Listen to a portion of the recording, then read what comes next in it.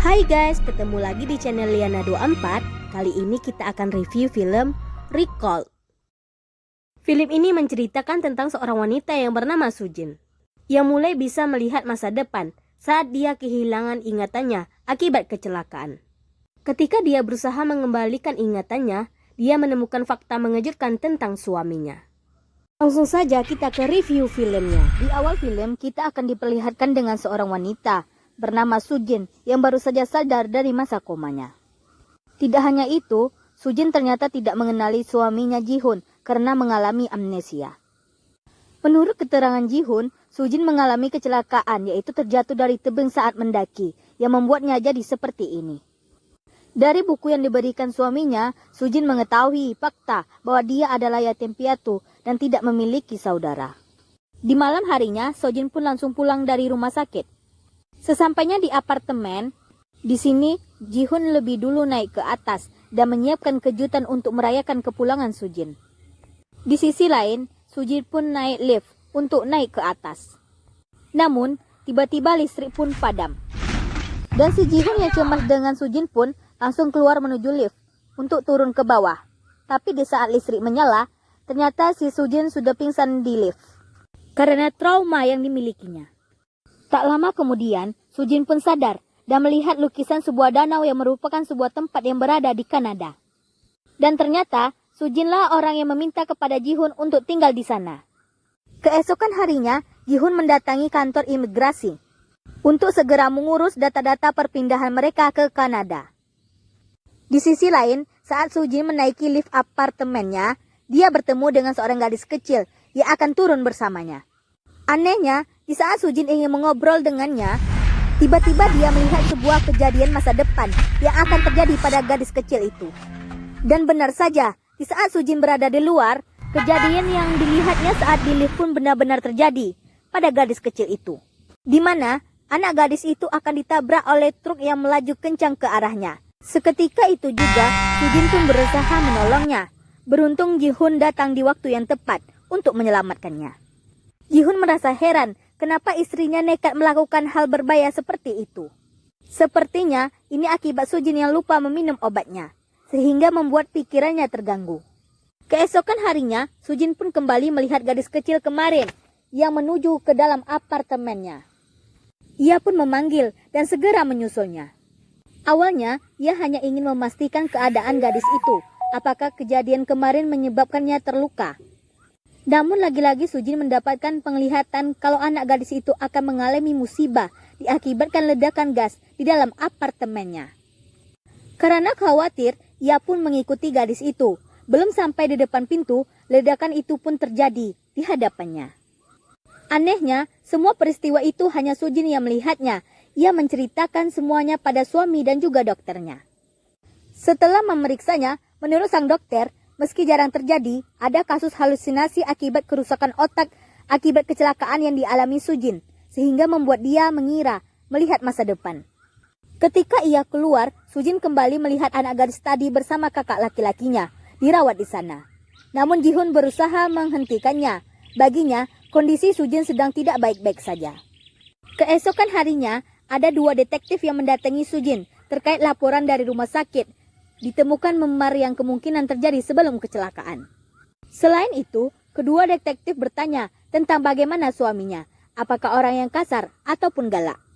Tapi menurut Sujin, suaminya orang yang lemah lembut dan selalu perhatian kepadanya. Setelah dua polisi itu pergi, Sujin ternyata keluar dari apartemennya untuk jalan-jalan. Dan saat Sujin di lift, dia bertemu seorang gadis remaja. Dan lagi-lagi di sini Sujin melihat kejadian yang akan terjadi kepada gadis remaja itu. Dan karena khawatir dengannya, Sujin pun langsung mengejarnya dan memberitahukan apa yang akan terjadi kepadanya. Belum sempat menyelesaikan perkataannya, ayah gadis itu menyuruh dia masuk. Dan di sini Sujin pun melihat wajah ayah gadis tersebut yang memiliki ciri-ciri yang sama dengan penglihatannya. Nah, tapi anehnya, wanita tadi keluar dan tidak terjadi apapun kepadanya. Sujin yang masih penasaran pun langsung mencoba mengikutinya. Namun di tengah jalan, ada seorang wanita yang menghampirinya. Rupanya wanita itu adalah teman kerja Sujin. Dan ternyata dulu Sujin mengajar di sekolah seni lukis anak sebelum mengalami kecelakaan. Di sini temannya Sujin mengaku tidak bisa menghubungi Sujin dan sangat khawatir kepadanya. Di meja kerjanya, Sujin menemukan kartu nama suaminya, di mana tertulis alamat kantornya. Ia pun memutuskan pergi ke kantor suaminya. Namun, kantor itu telah kosong dan juga dalam keadaan tersegel. Menurut keterangan security, perusahaan ini sudah bangkrut lebih dari 6 bulan yang lalu.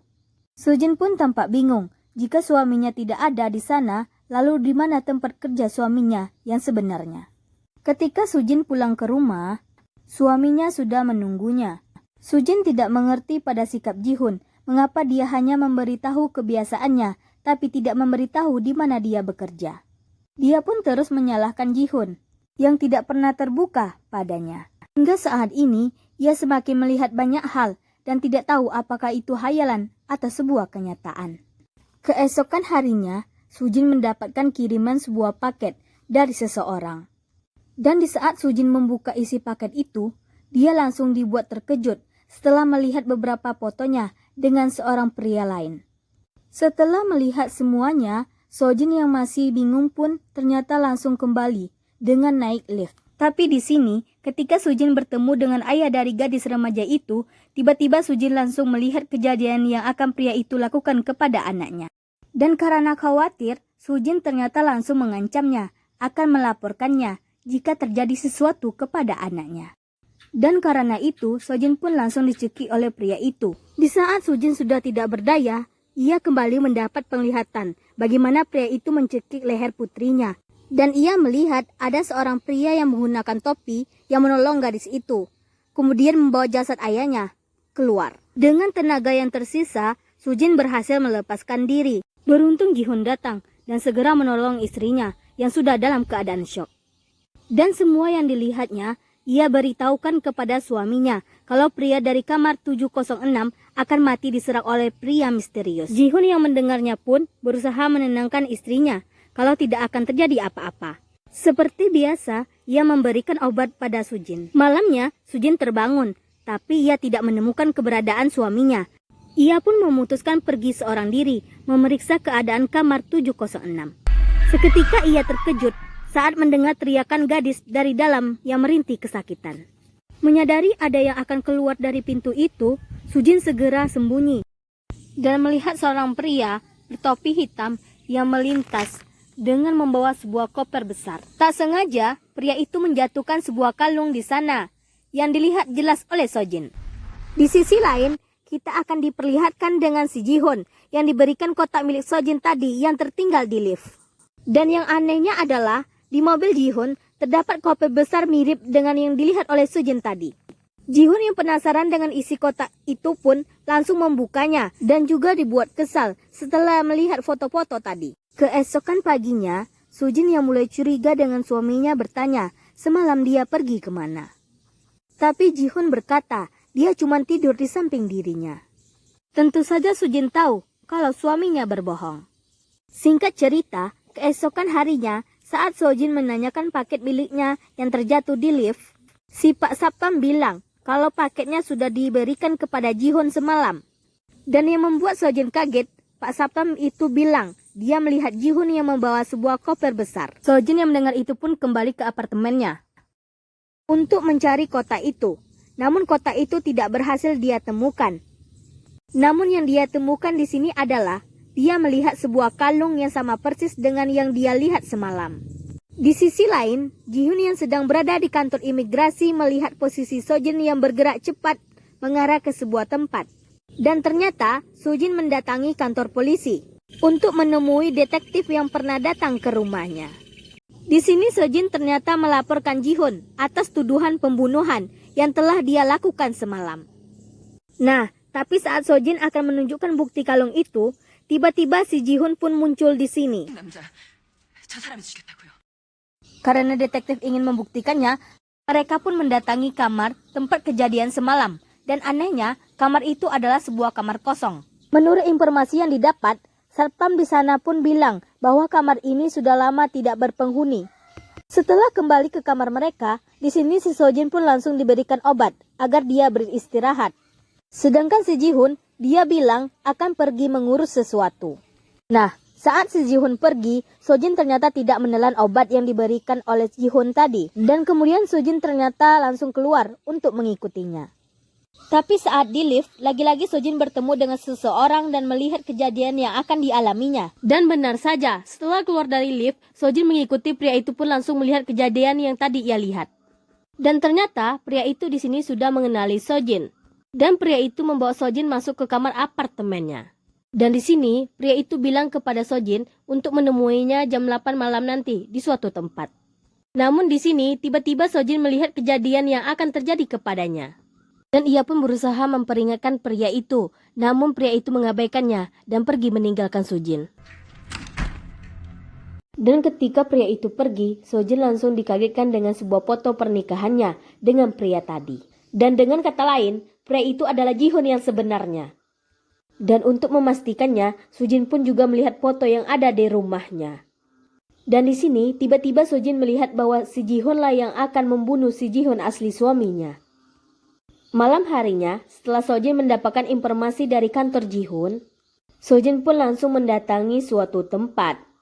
Dan di sini Sojin pun melihat mobil Ji-hoon yang sudah terparkir. Lalu Sojin pun langsung menelpon detektif untuk melaporkan bahwa akan terjadi sebuah pembunuhan di gedung yang bernama Dream Town. Nah, bukan itu saja. Saat sedang bicara dengan Sojin, ada seorang saksi yang mengatakan bahwa dia melihat Ji-hoon palsu menaiki mobilnya di Dream Town. Tapi hal yang mengejutkannya adalah nama asli dari Ji-hoon adalah Kim Sun-woo.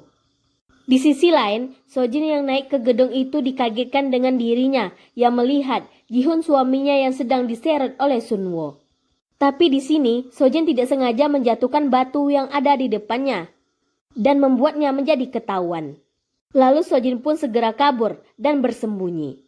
Nah, tapi saat Sojin keluar, dia pun akhirnya ketahuan oleh Sun-woo. Lalu Sojin yang bertanya siapa Sun-woo sebenarnya pun berjalan mundur sampai mentok di pinggir gedung. Tapi tak lama kemudian muncul dua detektif yang langsung menyelamatkan Sojin.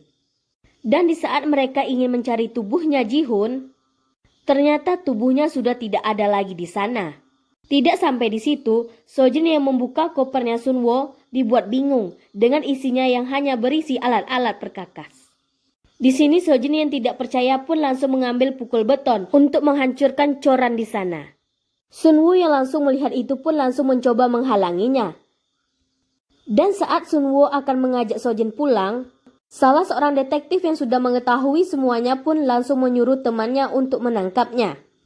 Dan dia pun langsung menghancurkan coran yang tadi. Dan benar saja, ada sebuah tangan dengan jam tangan yang sama dengan milik si Ji-hoon. Karena itu semua, Sun-woo pun langsung ditangkap oleh polisi.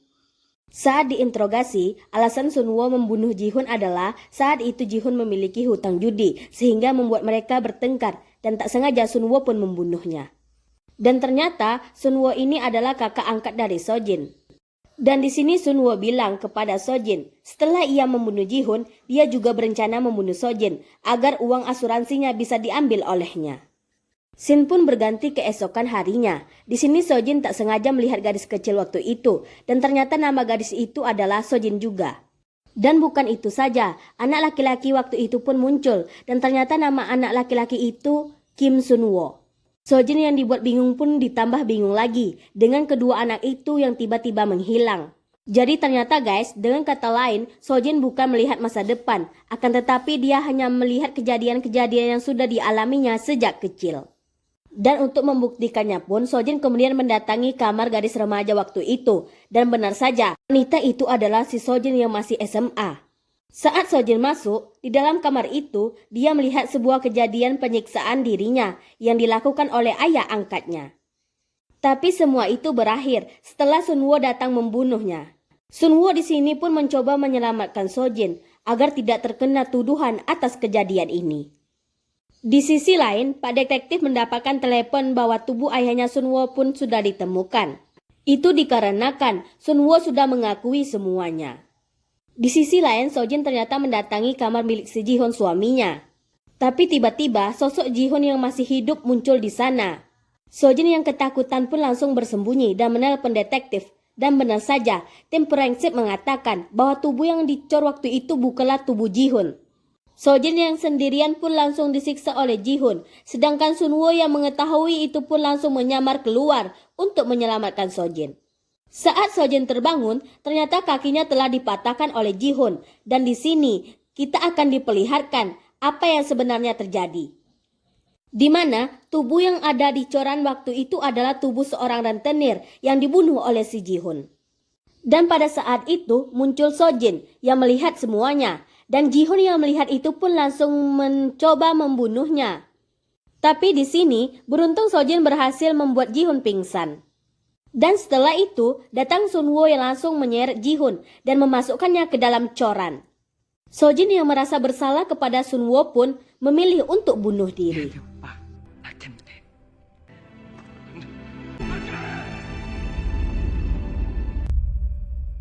Saat Sun-woo berusaha menyelamatkan Sojin, tanpa mereka sadari ternyata Ji-hoon masih hidup dan sanggup untuk bangkit kembali. Dan ia sempat menyaksikan betapa Sun-woo ingin menyelamatkan Sojin. Sementara Ji-hoon ingin membunuh Sojin dengan menyiram bensin ke seluruh ruangan, lalu membakarnya. Saat akan turun, Ji-hoon ternyata langsung bertemu dengan Sun-woo. Dan tiba-tiba Ji-hoon menusuk Sun-woo.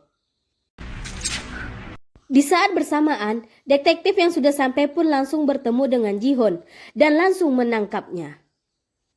Walau terluka parah, Sun-woo tidak menghentikan langkahnya untuk menyelamatkan Sojin.